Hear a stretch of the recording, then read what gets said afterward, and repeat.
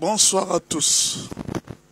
Les nouvelles en bref de ce lundi 27 2025.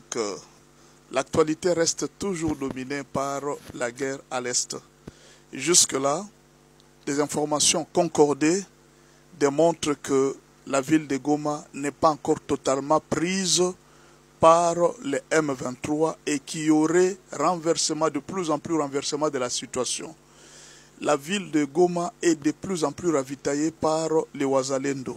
Et aujourd'hui à Bukavu, il y a eu une grande mobilisation du peuple qui est prêt à combattre pour entrer au Rwanda. Alors, ça c'est la première information. Nous attendons. Il y a des gens qui disent, pasteur, vous êtes en train de rêver. Il n'y a pas de problème, nous rêvons. Mais nous connaissons les méthodes du M23. Dès qu'ils arrivent dans une ville et qu'ils ont pris la ville, la première chose qu'ils font, c'est les meetings. Ils vont au stade, ils vont faire les meetings. Jusque-là, nous n'avons pas encore vu les M23 au stade de Goma faire les meetings. Nous attendons. Ce n'est pas que nous voulons vous fuir l'information. Non, si vous avez une information contraire, vous dites que pasteur, moi je suis à Goma, les M23 ont même déjà fait les meetings, ils ont pris tout Goma. Il n'y a pas de problème, nous allons vous dire, mais nous attendons eux-mêmes qu'ils montrent que voilà, nous sommes au stade, nous avons pris la RTNC, nous avons pris l'aéroport, nous avons pris... C'est comme ça qu'on prend la ville. Vous prenez un quartier et vous dites que nous avons pris la ville. Attendons voir, nous sommes en train de prier aussi que la force de nos FARDC se défende. Voilà la première information. Donc jusque-là, la situation n'est pas encore précise pour dire que voilà, il y a ça. On ne peut pas vous dire, en tout cas que personne ne vous trompe. Je vous ai dit ça depuis le matin.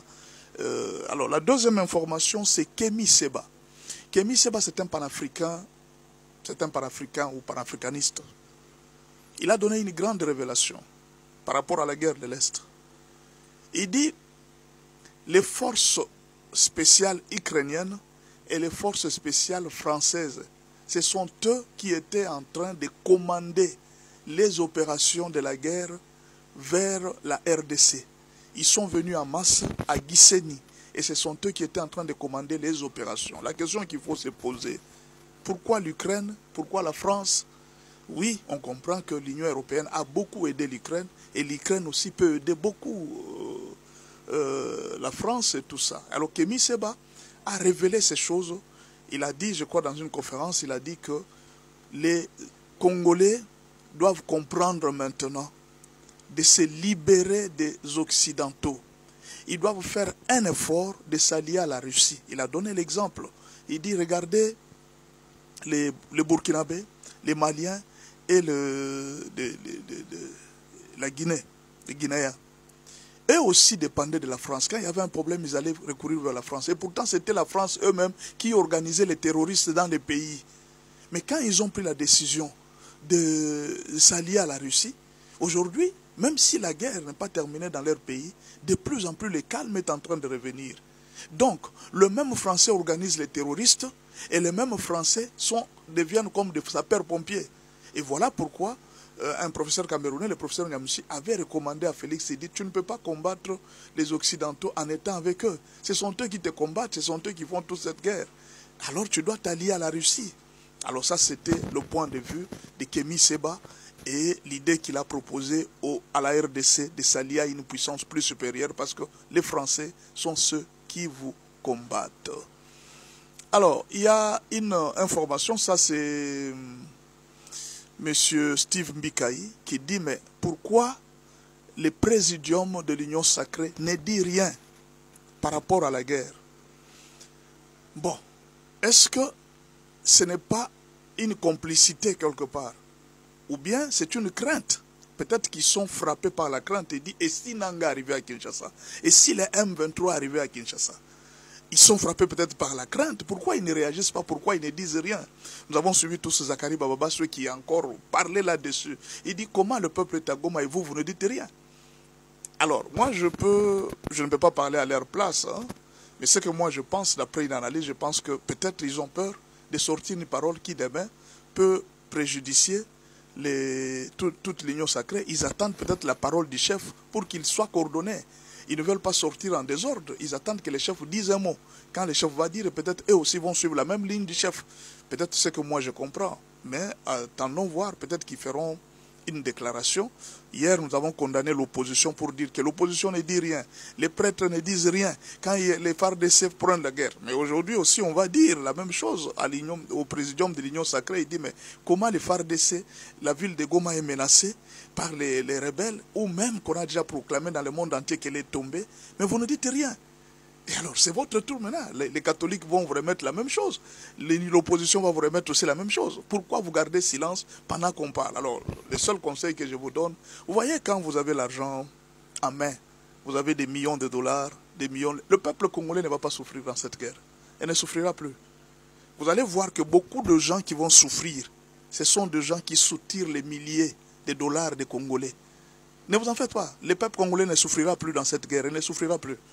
Nous avons trop souffert.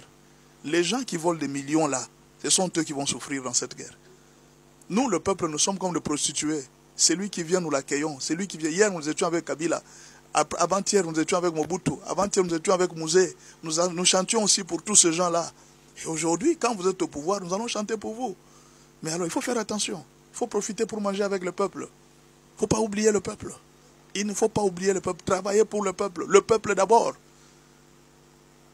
Ça, c'est ce que je vous dis. Vous voyez aujourd'hui, beaucoup de gens n'ont pas dormi. Hein? Je pense peut-être que je peux être parmi les seules personnes qui a bien passé la nuit. J'ai reçu la nouvelle à 23h, je dis, je dors. Dieu est au contrôle. Il contrôle tout. Toute chose concourt au bien de ceux qui aiment Dieu. Les derniers mots reviennent à Dieu. Ce n'est pas aux hommes. Les hommes peuvent décider ce qu'ils veulent. C'est Dieu qui a les derniers mots. La ville de Goma peut être prise. Si la ville de Goma est prise, c'est que Dieu l'a permis. Si la ville, si Dieu n'a pas encore permis, si l'Éternel ne bâtit la raison, si l'Éternel ne protège la ville, ceux qui la protègent veillent en vain. J'ai confiance en Dieu. Je sais que Dieu mène toutes choses pour une bonne fin pour nous. Et je sais que d'une manière ou d'une autre, Dieu est en train de punir ceux qui sont au pouvoir, quelque part. Pourquoi? Parce que à un certain moment, quand vous êtes dans des partis politiques, vous avez gagné un peu d'argent. L'arrogance, il faut faire attention avec l'arrogance. Vous voyez, vous êtes menacé, vous vous sentez menacé, vous vous sentez frustré. Il dit, peut-être c'est notre fin. Vous voyez, c'est Dieu qui est en train de vous parler indirectement. Ne soyez pas arrogants, ne faites pas souffrir le peuple. Soyez sages. Cette guerre-là, cette guerre que vous voyez de l'Est là, ce sont des messages et des messages, ce sont des leçons et des leçons. Si vous ne tirez pas des leçons à travers tout ce qui se passe à l'Est, c'est que la RDC ne grandira plus jamais. Nous devons tirer beaucoup de leçons à travers ce qui se passe pour le moment. C'est tout ce que nous vous demandons. Alors, ce soir, on vient de nous dire que le Rwanda vient de reconnaître que ses soldats sont en RDC. Le Rwanda a dit clairement cela. Peut-être les maîtres ont autorisé au Rwanda de dire ça, parce que le Rwanda, je vous dis toujours, le Rwanda n'a pas de budget pour tenir cette grande guerre comme ça. Le Rwanda n'a pas de budget. Le budget du Rwanda ne peut pas tenir une guerre pendant un si long moment. Ce sont ceux, les maîtres qui sont derrière. Quand vous voyez les armements que les M23 ont utilisés, reconnus même par l'autre, vous allez comprendre que ce n'est pas le Rwanda qui tient cette guerre. Alors, là, vous voyez Donald Trump, ce sont les États-Unis qui ont condamné le M23 et les États-Unis demandent au M23 de rentrer au processus de Nairobi. C'est ce que Donald Trump a dit. Et là, en fait, quand on parle de Donald Trump, c'est l'administration américaine qui ne veut pas de rebelles du M23. Bon, la RDC est déjà habituée avec des déclarations qui ne cachent rien au-dedans. Alors que c'est vous-même qui soutenez et derrière vous êtes en train de tromper tout ça. Il paraît même que la France a refusé qu'on sanctionne le Rwanda. Vous avez compris comment la France peut se sanctionner elle-même? Elle ne peut pas se sanctionner, c'est impossible. Alors il y a la tension de l'Est. Déjà, il y a des bombes qui sont tombées à Rubavu. Il y a eu des bombes lancées de la RDC qui sont parties à Rubavu. C'est la population, c'est la guerre. Quand il y a la guerre, vous lancez, ici on lance. La population peut être touchée. Donc ce qui fait que cette guerre risque d'aller très loin si les gens ne reviennent pas à la sagesse. Peut-être on est en train de demander au M23 de se retirer. La France doit cesser de jouer ces jeux-là. L'Ukraine, si c'est que Miseba vient de dire est vrai, l'Ukraine et la France, vous êtes en train de souffrir dans votre pays. Vous ne voyez pas, vous venez encore en RDC pour faire souffrir, tuer encore. Merci beaucoup, voilà, c'est l'information du jour. Quand il y a d'autres développements, nous allons vous faire savoir le soir. Pour le moment, nous sommes tous en train d'observer et surtout de soutenir nos FARDC, nos Azalendo et ne pas oublier chaque soir prier pour la RDC. Serviteur de Dieu. Vous voyez maintenant l'importance de la prière pour les pays. Vous avez ça.